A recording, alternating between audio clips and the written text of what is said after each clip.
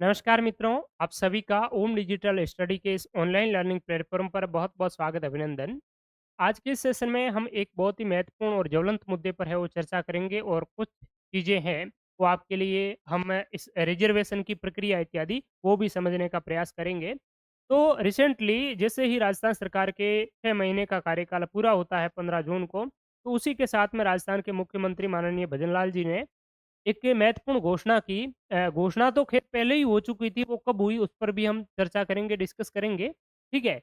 लेकिन अभी क्या हुआ कि पंचायती राज जो एक्ट है, उस एक्ट को संशोधन करने के लिए मंजूरी दे दी है और जब ये एक्ट अगर संशोधित हो जाता है, तो शिक्षक ग्रेड 3 जो भर्ती है, इसमें महिलाओं को 30% की जगह 50% रिज़र्वेशन है वो मिल जाएगा। तो ये मुख्य मुद्दा है और इस मुद्दे को लेकर के पुरुष जो कैटेगरी के लोग हैं, मेल जो हैं और फीमेल हैं, ये दोनों ही 2 कैटेगरियों में बँट गए हैं और पूरा जिस प्रकार से एक जातिगत वातावरण जो पैदा हो जाता है, उसी प्रकार से एक लैंगिक आपकी बात तो जो आपकी महिला सशक्तिकरण की हो रही है, लैंगिक समानता की हो रही है, लेकिन अब जो लैंगिक असमानता, लैंगिक भेदभाव की दृष्टि से लोग एक-दूसरे को देख रहे हैं, तो ये कितना जायज़ है और ये जो जो फैसला है, ये जो निर्णय है, इसको किस हद तक है वो अगर लागू किया जाए, किसको क्या नफ़ा-नुकसान होगा, वो सारी चीज़ें हम इस सेशन में देखेंगे। उससे पहले हम थोड़ा-सा इस रिज़र्वेशन को लेकर के चर्चा करेंगे। बहुत सारे अभ्यर्थी इस चीज़ को ज़ोर-शोरों से उठा रहे हैं कि आरक्षण है वो बंद होना चाहिए, पुरुष वर्ग के साथ में धोखाधड़ी है, महिला सशक्तिकरण के नाम पर पुरुषों का शोषण किया जा रहा है। बहुत सारी बातें हो रही है, काफ़ी हद तक सही भी है और महिला जो वर्ग है, वो महिला वर्ग वैसे सदैव शांत स्वभाव की रही है, तो वो ज़्यादा इस पर है वो टिक्का-टिप्पणी करने से बचती हैं। लेकिन किनको क्या नुकसान इत्यादि है, वो हम चीज़ें देखेंगे। तो उससे पहले आपको ये जानना ज़रूरी है कि जो महिलाओं को जो आरक्षण दिया जाएगा, वो किस कैटेगरी में यानी कि किस आधार पर दिया जा रहा है। एक वर्टिकली आरक्षण होता है, एक हॉरिज़ॉन्टली होता है, वो दिया जा रहा है, किस लेवल पर दिया जा रहा है, ठीक है? तो वो हम चीज़ें देखेंगे और बहुत सारे ये बहुत महत्वपूर्ण जानकारी है, आप लोगों को बहुत अच्छी तरीके से ध्यान होनी चाहिए। तो देखिए, आरक्षण वैसे पूरे देश में 2 प्रकार से आरक्षण दिए जाने का प्रावधान है। एक तो आपका वर्टिकल आरक्षण है, दूसरा हॉरिज़ॉन्टली आरक्षण है। वर्टिकल का मतलब होता है आपसे ऊपर से नीचे की ओर, ठीक है? वर्टिकल जिसको हम लंबवत भी कहते हैं और हॉरिजॉन्टली का मतलब होता है आड़ा, दाएँ से बाएँ, ठीक है? इसको दंडवत भी कहते हैं। तो महिलाओं को जो आरक्षण दिया जाता है, वो हॉरिजॉन्टली रिजर्वेशन है, दंडवत आरक्षण है और जो आपके हमारे जो सैनिक हैं, उनको भी साढ़ा प्रति बाड़ा 12% जो आरक्षण है, वो भी लंबवत आरक्षण दिया जाता है। इसके अलावा बात करें महिला परित्यक्ता है, विधवा है, खेल कोटे के जो खिलाड़ी हैं, उनको और फिजिकली हैंडीकैप इत्यादि उन सारों को इस प्रकार का हॉरिजॉन्टली रिजर्वेशन दिया जाता है। तो आखिर हॉरिजॉन्टली होता क्या है, उस पर हम चर्चा करेंगे। उससे पहले हम देखते हैं वर्टिकली आरक्षण यानी कि आपका जो लंबवत आरक्षण है, ये क्या चीज़ होती है? तो देखिए, लंबवत आरक्षण की बात आप इस प्रकार से समझिए कि किसी पोस्ट के लिए 1000 है, वो किसी भर्ती के लिए 1000 की क्या निकली है, रिक्तियाँ वैकेंसी है वो निकली है। अब 1000 रिक्तियों को क्या करेगी जैसे ही ये किसी भी सरकार आपके जो हमारे कर्मचारी चयन बोर्ड आरपीएससी के पास में जो भर्तियाँ आती हैं, पूरा प्रस्ताव आता है, तो उसके बाद में ये आपके कैटेगराइज़ करते हैं कि अलग-अलग जो आरक्षण है, उन आरक्षण में अलग-अलग जो ये आपका कास्ट वाइज़ कैट आपका आरक्षण है और ये जो आरक्षण नया जो प्रावधान किया गया है, ये आर्थिक आधार पर आरक्षण दिया गया है। तो अब 1000 सीटें हैं, उनमें ये आरक्षण है, इनका एक निश्चित प्रतिशत दिया हुआ है और इस आरक्षण का मतलब है ये है कि जितना प्रतिशत इन कैटेगरियों को रखा गया है, इन कास्ट को रखा गया है, तो उतना प्रतिशत पर केवल इन्हीं कास्ट के जो लोग हैं, वो सेलेक्ट होने चाहिए। ठीक है? आरक्षण का मेनली मतलब यही होता है कि उनके लिए रिज़र्व्ड ये चीज़ है वो होनी चाहिए। अब एसटी के लिए जितना है तो एसटी के लिए, ओबीसी के लिए या मान लिया जैसे ईडब्ल्यूएस के लिए 10% है आरक्षण का प्रावधान है। तो इस 1000 जो वैकेंसी निकली है, इस 1000 वैकेंसी में 1000 का 10% कितना होता है? 100 होता है। तो 100 जो व्यक्ति हैं चाहे महिला, पुरुष और महिला में भी दिव्यांग हो, परित्यक्ता हो या सैनिक कोटे के जो लोग हो पुरुषों में, वो सारे के सारे आपके किस में आएँगे? ईडब्ल्यूएस कैटेगरी में है, ईडब्ल्यूएस वाले ईडब्ल्यूएस में है वो आएँगे। तो 100 पोस्ट ईडब्ल्यूएस के लिए, एमबीसी के लिए जितना भी जो आरक्षण है आपका 5% है, तो 50 पोस्ट एमबीसी के लिए हो गई। इसी प्रकार से अलग-अलग कैटेगरी वाइज़ है वो क्या करेंगे, पहले कैटेगराइज़ करेंगे, जितने भी टोटल नंबर ऑफ पोस्ट है, और शेष जो बची पोस्ट है, इसके अलावा जो बाकी जितनी भी जो आपकी रह जाती हैं, वो फिर इस एक कैटेगरी में डाल देंगे। इनको बोलते हैं अनारक्षित, या हम जनरल कोटा भी बोलते हैं, सामान्य वर्ग या अनारक्षित वर्ग। तो ये जो सामान्य वर्ग है, अनारक्षित वर्ग है, इसमें ऐसे कैटेगरी के लोग जो इन किसी भी कैटेगरी में शामिल नहीं हैं, ऐसी जाति के लोग जो एससी में नहीं आते हैं, ना ही एसटी में, ओबीसी में, एमबीसी में, ईडब्ल्यूएस में, इस किसी में नहीं आते हैं, वो फिर किस में जाते हैं, इस अनरिजर्व्ड कैटेगरी में जाते हैं। अगर कोई भी इस कैटेगरी का कोई भी अगर बंदा इतना मार्क्स ला लाता है जो जनरल कैटेगरी से समकक्ष हो या इसके अधिक हो, जैसे जनरल कैटेगरी की कट ऑफ जाती है 60% अगर किसी भर्ती में गई, और कोई भी एसटी कैटेगरी का बंदा है जिन्होंने 62% ला लिया, ठीक है? तो ये एसटी कैटेगरी का बंदा इस एसटी कैटेगरी की सीट पर ना रह करके इससे अनरिजर्व्ड वाली कैटेगरी में है वो चला जाएगा, ठीक है? और बाकी वाले जो एसटी कैटेगरी के जो कम मार्क्स वाले बंदे हैं, वो इसकी जगह उनका स्थान है वो ले लेगा। तो इस प्रकार से ये आपका होगा। और कभी-कभार ये सिचुएशन होती है कि कुछ भर्तियों में आपका मिनिमम क्वालिफाइंग मार्क्स होते हैं, और उस वजह से आपकी कोई एसटी कैटेगरी या एससी कैटेगरी, एमबीसी, ईडब्ल्यूएस की पूरी जो पोस्ट है वो फुलफिल नहीं हो पाती है, पूरी पोस्ट भर नहीं पाती हैं। तो जैसे मान लिया कि ईडब्ल्यूएस के लिए 100 पोस्ट है वो किसी भर्ती में आई, ठीक है? लेकिन उसमें मिनिमम क्वालिफाइंग मार्क्स है वो 40% रखा गया कि 40% से अगर आप कम लाएँगे, तो आप चाहे किसी भी कैटेगरी से हो, कट ऑफ कम भी क्यों चली जाए, आपका सिलेक्शन है वो नहीं होगा, आप है वो अपात्र माने जाएँगे। तो इस ईडब्ल्यूएस की 100 सीटें हैं वो देनी थी। अब 100 सीटों में से केवल 90 अभ्यर्थी ही ऐसे थे जिन्होंने इस ईडब्ल्यूएस की कट ऑफ को वो पार किया और पूरा क्राइटेरिया 40% वाला फुलफिल किया। तो 10% जो 10 जो सीटें हैं वो क्या रह गई, खाली रह गई। तो उनका क्या करेंगे, जो 10 सीटें जो खाली रही है उनको फिर बैकलॉग में काउंट कर लेंगे, और आगे जस्ट अगली जो भर्ती आएगी उसी प्रकार की, तो उस भर्ती में है वो जो सीटें हैं वो ऐड करके है वो फिर फुलफिल की जाएगी। यानी कि ये जो है, चाहे एसटी की हो, एससी की हो, ओबीसी की हो, अगर कोई खाली सीट रह जाती है, पूरी भर नहीं पाती है, तो वो बैकलॉग के अंतर्गत काउंट करके अगली भर्ती में है वो आपकी फुलफिल कर ली जाती हैं। और अगर इसमें से किसी भी बंदे ने ज़्यादा मार्क्स लिए हैं, इस अनरिजर्व्ड कैटेगरी के बराबर या इससे ज़्यादा लिए हैं, तो फिर वो आपके इस अनरिजर्व्ड कैटेगरी से चले जाएँगे। तो वर्टिकल का मतलब ये होता है नक से सिक, यानी कोई नीचे वाला है और ऊपर वाले से उन्होंने अधिक नंबर लिए हैं, तो वो अपनी कैटेगरी को छोड़ करके ऊपर वाली अनरिजर्व्ड कैटेगरी में है वो चले जाएँगे।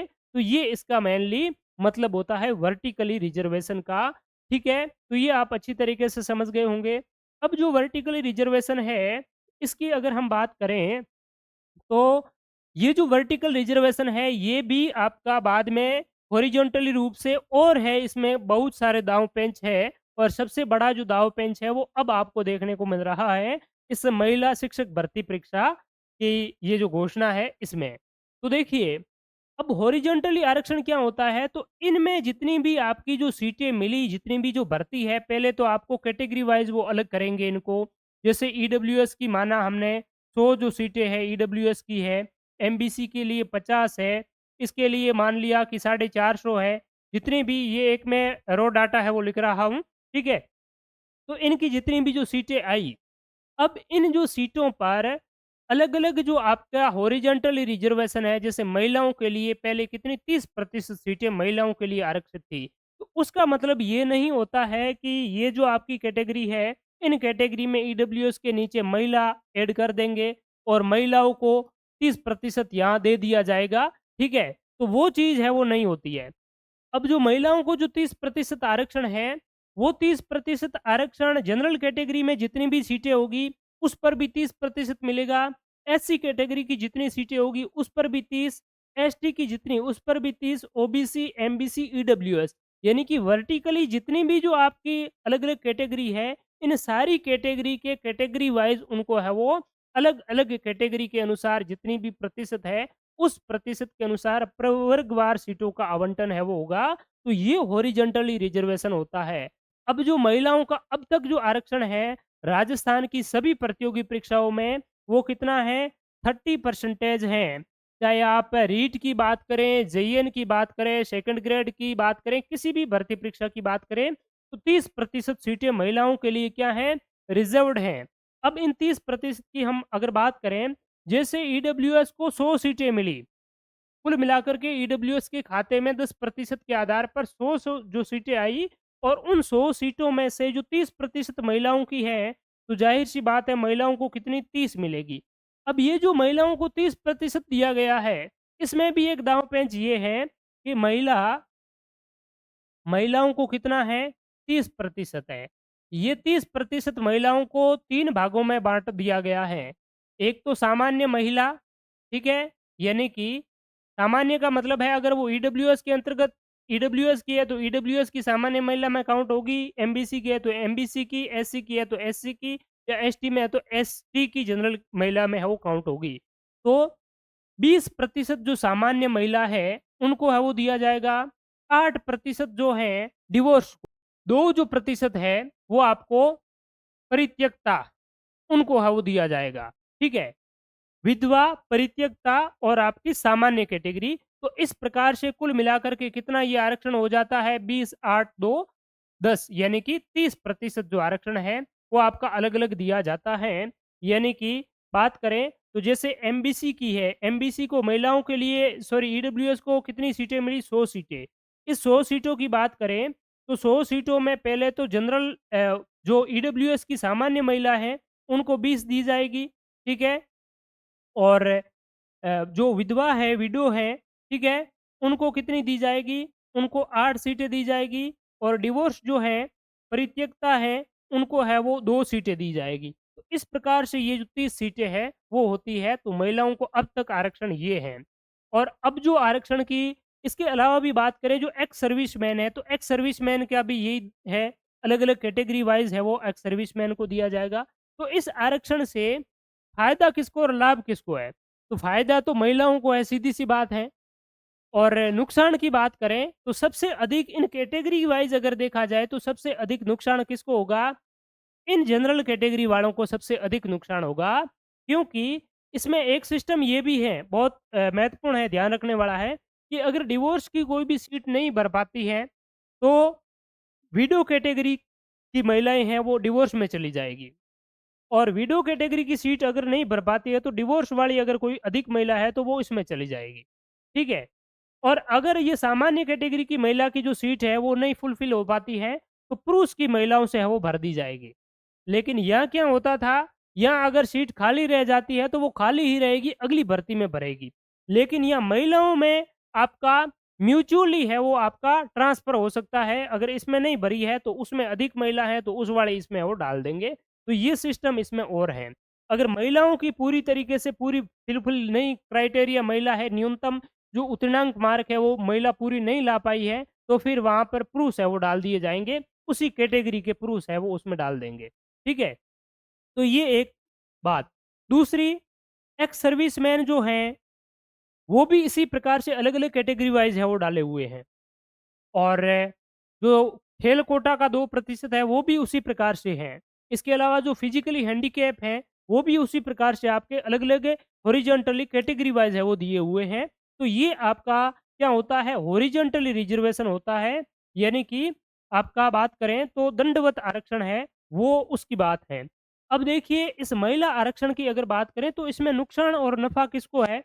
तो देखिए जैसे हमने देखा कि अगर ओबीसी का कोई भी पुरुष या महिला है, वो इस ओबीसी की कैटेगरी से अधिक नंबर ला लाता है, तो वो किसमें अनरिज़र्व्ड कैटेगरी में चला जाएगा।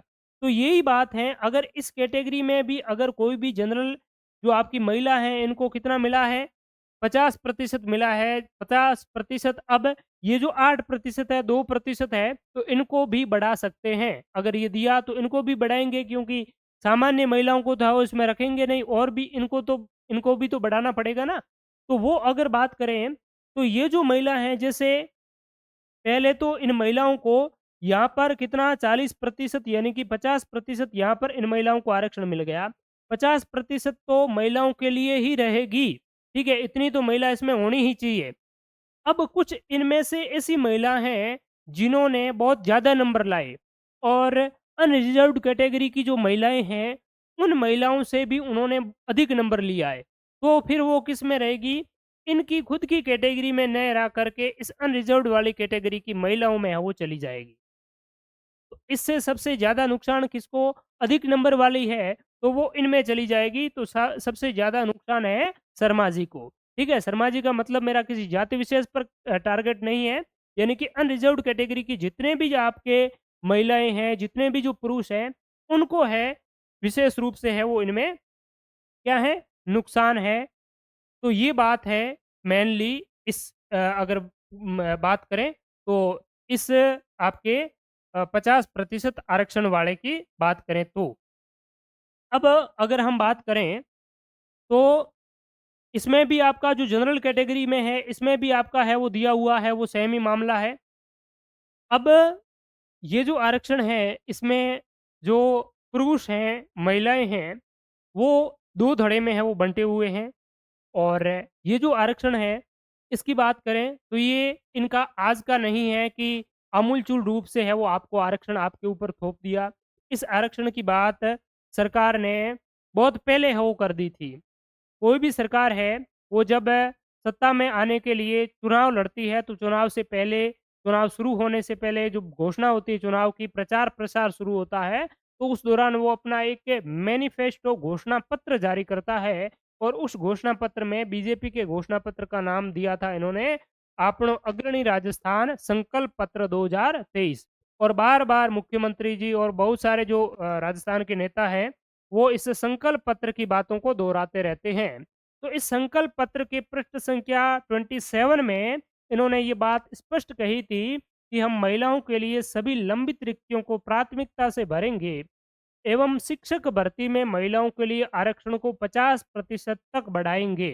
तो ये बात इन्होंने पहले की, वादा किया और अब जो ये वादा है, वो निभाने जा रहे हैं और आप जो हैं, इनके वादे को है वो किया गया जो वादा है, मीणा जी ने कहा था किरोड़ी लाल जी ने कि रघुकुल रीत सदा चली आई, प्राण जाए पर वचन न जाए। तो इन्होंने जो वचन दिया है तो ये तो आपके भगवान श्री राम को मानने वाले हैं, रघुकुल को मानने वाले हैं, तो अब ये जो अपना वचन है, वो कैसे लेंगे? इन्होंने वचन अपने संकल्प पत्र में हो दिया हुआ है। छोड़ो ख़ैर, अब जो मेन मुद्दा है, वो ये है कि ये जो आरक्षण है, वो एक पुरुषों के लिए सबब भरा है, तो ये तो सभी को पता है, सभी को दिख ही रहा है कि आपकी इसमें जो महिलाओं को जो सीटें दी जाएगी, वो आखिरकार तो किसी भी भर्ती से लेकर के भर्ती में जितने पद होंगे उसमें से दी जाएगी और वो पद कहाँ से निकालेंगे? पुरुषों से ही तो निकाल के वो देंगे।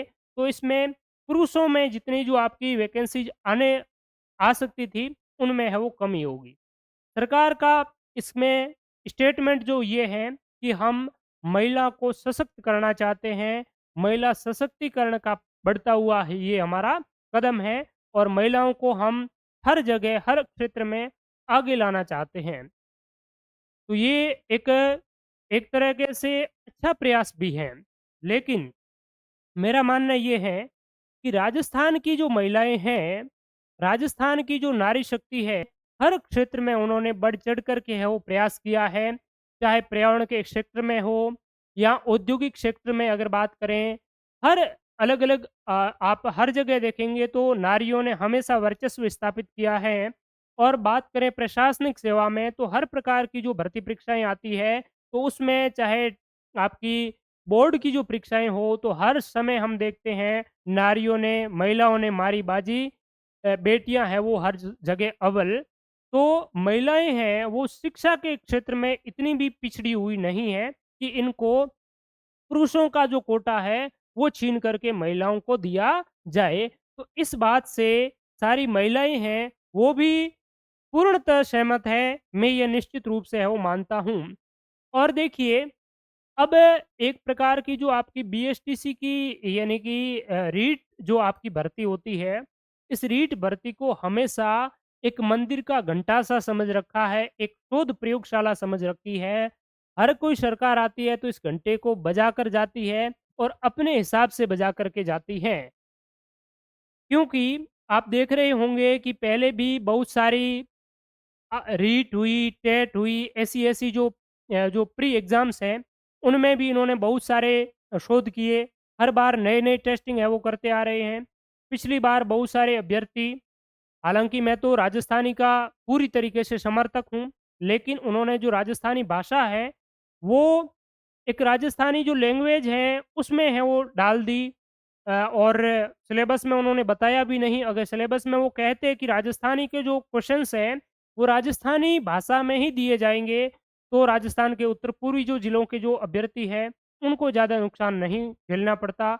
वो अगर बात ये खुल कर के कहते। और अब राजस्थान में रीट भर्ती की अगर हम बात करें, तो इस रीट में जो आपका एक 2 जो भाषा होती है, सेकंड जो लैंग्वेज, इसमें गुजराती जैसी भाषाओं को, पंजाबी जैसी भाषाओं को वो शामिल किया गया है। लेकिन राजस्थान की मूल भाषा, मातृभाषा राजस्थानी को इसकी द्वितीय लैंग्वेज के रूप में शामिल नहीं किया गया है। तो ये एक सबसे बड़ा छलावा है राजस्थान के अभ्यर्थियों के साथ में। अब पंजाबी को जानने वाले कितने एक लोग हैं राजस्थान को, पंजाबी लिपि को जानने वाले कितने एक हैं। गुजराती को जानने वाले अधिकतर पंजाबी वाले आपके श्रीगंगानगर, हनुमानगढ़ और उत्तरी राजस्थान के कुछ एक जो लोग हैं। गुजराती को जानने वाले, वांगड़ वाले कुछ एक जो लोग हैं, ज़्यादा नहीं जानते हैं, लेकिन उन जो भाषाओं को शामिल किया गया है, लेकिन राजस्थानी भाषाओं को इसमें वो शामिल नहीं किया। तो ये एक सबसे बड़ा धोखा है। और अगर महिलाओं को सशक्त करना ही चाहती है सरकार, तो उनको स्टार्टिंग फेज से ही महिला के सशक्तिकरण का प्रयास है वो किया जाना चाहिए। इस प्रकार के आप लैंगिक रूप से असमानता का भाव पैदा करके, जहाँ पर एक भाई और बहन का एक पवित्र जो संबंध है, रक्षाबंधन में किस प्रकार से, किस प्रेम स्नेह भाव से है वो भाई की कलाई पर बहिना राखी बांधती है, तो उनको आपने है वो काफ़ी एक प्रकार से झकझोरने का प्रयास किया है। जिस प्रकार से राजनेताओं का काम रहता है जातिगत राजनीति करना, हिंदू मुसलमान करना, वैसे ही आपने स्त्री पुरुष है वो करने का प्रयास है वो किया है। ये एक प्रकार की राजनीतिक महत्वाकांक्षा की वजह बजाय कुछ भी नहीं है। अगर आपको महिलाओं को सशक्त करना है, तो पहले आप ये करें कि कक्षा 1 से लगा कर के ग्रेजुएशन लेवल तक की महिलाएँ, चाहे प्राइवेट स्कूल में पढ़ती हो बालिकाएँ, चाहे गवर्नमेंट स्कूल में, सभी में उनको निःशुल्क रूप से शिक्षा प्रोवाइड की जानी चाहिए। अगर आपका आधार ही कमज़ोर होगा, जब महिलाओं को स्टार्टिंग में ही शिक्षा नहीं मिलेगी, 10वीं के बाद में वो ड्रॉप आउट कर देगी, 12वीं के बाद में खर्चे के अभाव में उनके परिजन इत्यादि है, वो उनको आगे पढ़ाएँगे नहीं। कम समय में, कम उम्र में उनकी शादी कर देंगे। उनको बहुत सारे उत्पीड़न है वो झेलने पड़ेंगे। शादी के बाद में बहुत सारे अगले जो परिवार ऐसे होते हैं जो उनको है वो पढ़ाई नहीं करने देते हैं कि महिलाओं को पढ़ने की कहाँ आवश्यकता है। घर के जो कार्य है वो करना है। आपका पति है वो पढ़ ही रहा है, नौकरी लग जाएगा और आपको तो जो घरेलू चूल्हे-चौके का जो कार्य है, उस तक ही सीमित रखते हैं। तो महिला सशक्तिकरण का मेन जो मुद्दा है, महिला सशक्त क्यों नहीं हो रही है, उस जड़ पर आप जाएँगे, तभी महिला सशक्त होगी। इस प्रकार से महिला सशक्त नहीं होने वाली है। दूसरा सरकार को ये प्रयास करना चाहिए कि जितने भी कोचिंग इंस्टीट्यूट है, चाहे प्राइवेट हो, सारे कोचिंग इंस्टीट्यूट तो प्राइवेट ही है। तो सारे कोचिंग इंस्टीट्यूट में ऑनलाइन, ऑफलाइन जहाँ पर भी महिलाओं को शिक्षा की आवश्यकता है, तो घरेलू महिला है या बाहर शहरों में रह कर के पढ़ रही है, तो उनको ट्रांसपोर्टेशन की सुविधा फ्री है वो देनी चाहिए। राज्य की जितनी भी जो बसें इत्यादि है, गाँव से शहर आने के लिए, और गाँवों में भी और शहरों में भी जितनी भी जो आपकी सिटी में महिलाएँ कोचिंग इत्यादि जाती हैं, उनको बसों में फ्री है वो, उनका पूरी तरीके से किराया इत्यादि वो फ्री होना चाहिए। दूसरी बात है, उनको एक निश्चित रेम्युनेशन दिया जाना चाहिए, बेरोज़गारी भत्ता है, उनकी है वो बढ़ोतरी की जानी चाहिए और एक स्टिपुलेटेड टाइम लिमिट में अच्छा उनको है वो सहयोग आर्थिक रूप से दिया जाना चाहिए। और कुछ डिजिटल ज़माना है, डिजिटल युग है, तो उनको अच्छा-सा एक लैपटॉप है वो दे दिया जाना चाहिए या टैबलेट दे दिया जाना चाहिए ताकि वो ऑनलाइन कक्षाएँ अच्छी तरीके से लें। तो इससे महिलाएँ अच्छी तरीके से सशक्त होगी और उनको बाद में ये भी ताने नहीं सुनने पड़ेंगे कि लोग कहेंगे कि तू तो बेटों का हक खा करके लगी है तो उन्हें क्या कर लिया 50% आरक्षण के साथ में शिक्षिका बनी है। और वही अगर उन्हीं बालिकाओं को, उन्हीं शिक्षिकाओं को अच्छी कोचिंग की सुविधा प्रदान की जाए निःशुल्क, और बहुत सारी बालिकाएँ ऐसी हैं जो आर्थिक स्थिति की वजह से एक अच्छी किताब भी नहीं ले पाती हैं, तो उनके स्टडी मटेरियल है, नोट्स इत्यादि है, उनके कोचिंग की जो सुविधाएँ हैं और उनके जो आर्थिक रूप से जो संबल है, फ्री जो ऋण है, वो सुविधा है वो उनको दे सकते हैं। और दूसरी महत्वपूर्ण बात है, कुछ ऐसे प्रवर्ग हैं जैसे कि एनटीटी हो गई, आंगनवाड़ी हो गई, और अगर बात करें तो वुमेन सुपरवाइज़र हो गई। अब वुमेन बात तो कर रहे हैं महिला सशक्तिकरण की, लेकिन वुमेन सुपरवाइज़र की महिला अधिकारिता विभाग में इन्होंने 200 और 250 पोस्ट निकाली है, वो भी सीईटी के अधीन, ठीक है? तो उसमें महिला कैसे सशक्त होगी? अगर महिलाओं के लिए पर्टिकुलर जो पोस्ट है women supervisor, women empowerment department की, और भी महिला सुपरवाइज़र की जो भर्तियाँ हैं, आंगनवाड़ी कार्यकर्ता की भर्तियाँ हैं, तो उनमें पद बढ़ाएँ आप। और ज़्यादा से ज़्यादा महिलाओं को उनमें है वो आप रोज़गार दीजिए। दूसरी बात है कि महिलाओं का जो स्वास्थ्य है, महिलाओं की जो सुरक्षा है, उन पर है वो विशेष रूप से फ़ोकस करें। प्राथमिक जो आपका आंगनवाड़ी इत्यादि है, उनकी कार्यकर्ताओं को, आंगनवाड़ी कार्यकर्ताओं को वेतन मिलता है 6-7 हज़ार रुपए, और बात करते हैं महिला सशक्तिकरण की, तो सरकार को इस पर समझना चाहिए, पुनर्विचार करना चाहिए कि पहले आप धरातल स्तर पर जो महिलाओं के सशक्तिकरण के लिए जो कार्य होने चाहिए, जो मैंने आपको गिनाए, स्नातक स्तर तक निःशुल्क शिक्षा, निःशुल्क कोचिंग की व्यवस्था, निःशुल्क टैबलेट या लैपटॉप की व्यवस्था, बेरोज़गारी भत्ता को बढ़ावा दिया जाना चाहिए। महिलाओं के विशेष के लिए जैसे जो आपके आंगनवाड़ी बच्चों को पढ़ाने वाली है, एनटीटी जो महिलाएँ हैं, उनको हर साल वैकेंसी है वो आयोजित करवानी चाहिए। वुमेन सुपरवाइज़र इत्यादि ऐसी जो वैकेंसीज़ है, उनमें महिलाओं का 75% तक कोटा है। वुमेन एम्पावरमेंट में 100% महिलाओं के लिए है, तो उनकी आप सीटें बढ़ाएँ, तो कुछ महिलाओं के लिए है वो अच्छा काम हो सकता है। बाकी आप केवल और केवल राजनीतिक महत्वाकांक्षा के लिए ही इस प्रकार के कार्य है वो कर रहे हैं, जो केवल एक भाई और बहन के बीच में, पति-पत्नी के बीच में, और जितने भी स्त्री और पुरुषों के जो आपके संबंध हैं, उनके बीच में खाई का कार्य है वो कर रहे हैं। इससे ज़्यादा है वो मुझे तो कुछ लगा नहीं। और आपकी भी इसमें है वो क्या राय है? आप भी अपने कमेंट सेक्शन में ज़रूर दीजिए। और दूसरी बात है कि ये जो डिसीजन है, इससे अगर फाइनली ये लागू भी हो जाता है, तो पुरुषों को घबराने की आवश्यकता नहीं है। एक सपने से मर जाने से आपका पूरा जीवन नहीं मरा करता है। अगर बात करें इस रीट भर्ती परीक्षा की, तो रीट आपका केवल एक लक्ष्य इस रीट भर्ती परीक्षा ही नहीं है, और भी बहुत सारे दायरे हैं, बहुत सारे क्षेत्र हैं, उसमें आप बहुत अच्छा कर सकते हैं। और इसमें भी अगर आप अच्छी तरीके से मेहनत करते हैं, तो बहुत ही अच्छी स्कोरिंग के साथ में है, वो आप इसमें है वो सफलता हासिल कर सकते हैं। महिलाएँ हैं, तो एक अच्छी तरीके से सोचिए, आपकी बहन है, आपकी बेटियाँ हैं, आपकी कोई पत्नी होगी, कोई बहन होगी, तो वही तो महिलाएँ हैं। महिला कौन-सी है? पुरुष जो परिवार बनता है, वो परिवार किससे बनता है? स्त्री और पुरुष का ही अर्धांगिनी कहा जाता है स्त्री को, ठीक है? आपके अंग की आधा जो अंग है वो महिला से बनता है, इसी से ही एक परिपूर्ण परिवार का निर्माण होता है। तो अगर दे दिया जाए, तो भी आप संघर्ष करिए, और अपने जो सही तार्किक रूप से जो माँगे हैं, जो मैंने कुछ आपको आज बताई, तो इस प्रकार की माँगे सरकार को रखिए, उनके आँखें खोलने का प्रयास करें।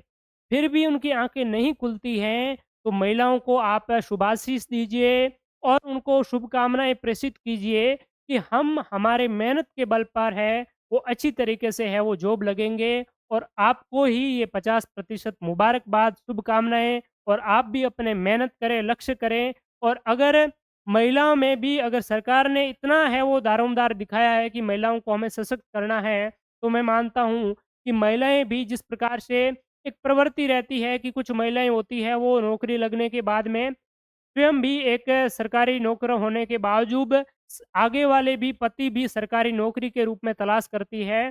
तो इस प्रकार की जो विचारधारा है, वो धीरे-धीरे महिला में भी है वो इस विचारधारा में परिवर्तन आएगा, क्योंकि महिलाएँ भी शिक्षित होगी, सशक्त होगी, तो वो चीज़ें भी बढ़ेगी। तो एक महिला कहा जाता है 2 परिवार का पालन-पोषण करती हैं। यद्यपि पुरुष भी दोनों परिवार का पालन-पोषण है वो कर सकते हैं, पालन-पोषण नहीं तो देखभाल तो करते ही हैं। अगर ससुराल पक्ष में कहीं कमज़ोर होता है, लूपहोल होते हैं, तो वहाँ पर भी एक सशक्त और शिक्षित जो आपका कोई भी नागरिक है, वो हर जगह से अपने समाज में और परिवार में हर जगह से अच्छा कार्य करने का प्रयास ही करता है। तो अगर भी आपकी बहन है, बेटी है, वो भी इस 50% आरक्षण की वजह से सरकारी नौकरी लग जाती है, तो आपको भी एक खुशी है वो होनी चाहिए और ज़्यादा हताश, निराश होने की है वो आवश्यकता नहीं है। तो इसी के साथ में मैं अपने शब्दों पर विराम देता हूँ और अगले सेशन में है वो फिर मिलेंगे।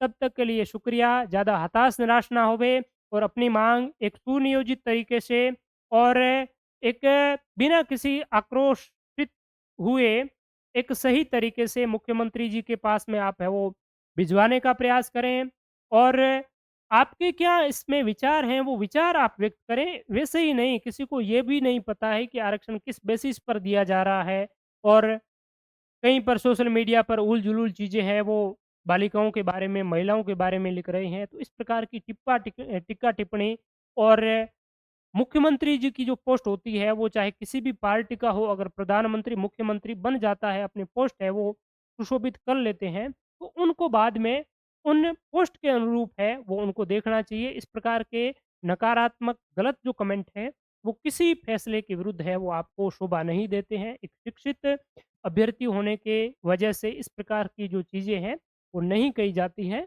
तो इसीलिए मैं पूरा आश्वस्त हूँ कि आप एक सही तरीके से, सुनियोजित तरीके से और ज़्यादा आप इस चीज़ को राजनीतिक माहौल बनाने का प्रयास ना करें। किसी भी राजनेता को आपको या फिर जितने भी जो आपके ये छात्र नेता इत्यादि हैं, तो इनको आपको साथ में लाने का आवश्यकता नहीं है।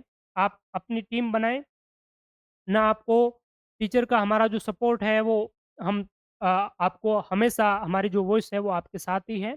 और दूसरी बात है कि आप स्वयं जो हैं इस वर्ग से संबंधित हैं, वो संगठित होकर के अपनी सही-सही माँग, बिंदुवार जो माँग है, वो एक ज्ञापन के रूप में है वो मुख्यमंत्री जी तक पहुँचाएँ। निश्चित रूप से आपकी माँगों पर है वो अमल किया जाएगा और इसमें एक अच्छा जो रास्ता है, बीच का जो रास्ता है वो निकालने का प्रयास है वो आपके मुख्यमंत्री जी ज़रूर करेंगे।